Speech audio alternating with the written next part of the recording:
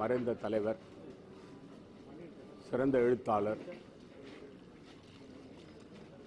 குறிப்பாக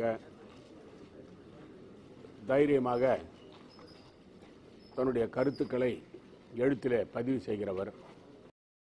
புதுச்சேரி மாநிலத்தில் எழுத்தாளர்களே முன்னணி எழுத்தாளராக இருந்து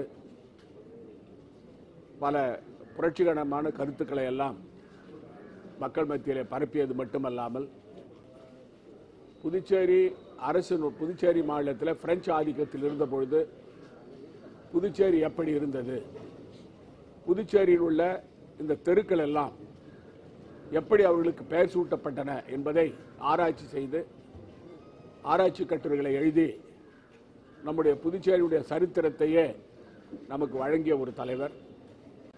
அவர் இப்பொழுது நம்மிடம் இல்லை. அவருடைய இழப்பு நம்முடைய எழுத்தாளர் சமூகத்திற்கே மிக பேரிழப்பு, புதுச்சேரி மாநிலத்திற்கும் இழப்பு. இந்த தலைவருடைய புகழ் பல ஆண்டு காலம் இருக்க வேண்டும். புதுச்சேரி மாநில மக்கள் அவரை என்றென்றும் நினைவு கூற வேண்டும்.